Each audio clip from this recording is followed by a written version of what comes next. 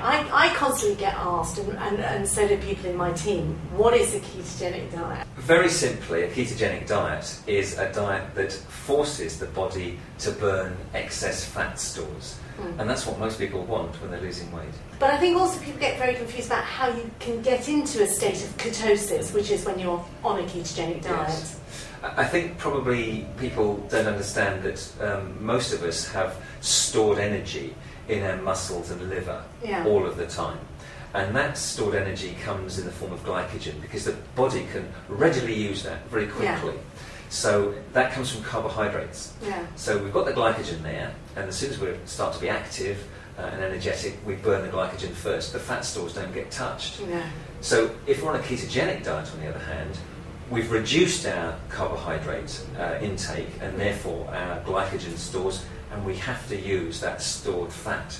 And we can do that in two main ways. We can either starve ourselves, which of course is completely drastic and not at all sustainable, or we can reduce our carbohydrate and sugar intake. And provided we're eating normal foods around that, so a lot of protein, normal amounts of fat, we will lose weight.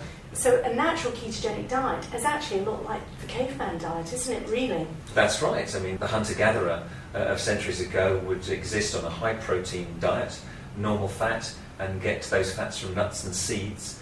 He'd have very little carbohydrate and sugar and starch, and therefore he was a lean, mean fighting machine. So tell me, what's in your food?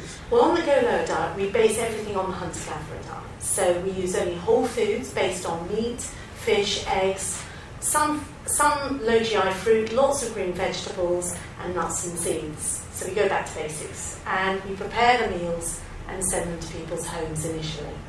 So you're training people to use natural foods, foods you can buy anywhere. Absolutely. And at the end of whatever period it is that they're enjoying your foods, they know what to do in the future and they can sustain that forever. Absolutely, because we take them through a gentle process. We start off where they're very dependent on us, we then have a period when they're only half dependent on us, and then we sort of liberate them.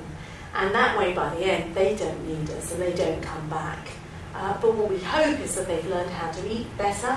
They've discovered their taste buds because we don't use any artificial ingredients. They really are tasting whole foods in the true sense of the word.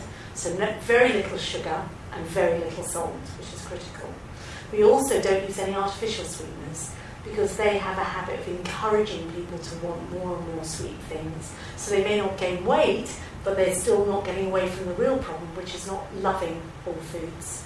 I really like that because as someone who doesn't do much cooking myself, what you do is show people what the meal should be. And I think above all it's sustainability. People can learn how to eat the right foods and become accustomed to those more subtle, delicate textures and flavours. But if you want to be for the rest of your life in good shape and good health, then you want a diet which is going to be lower in starch and sugar, which is healthy anyway. You want something that gives you good healthy levels of fat, not too much, and a decent level of protein so you can get your calories from that.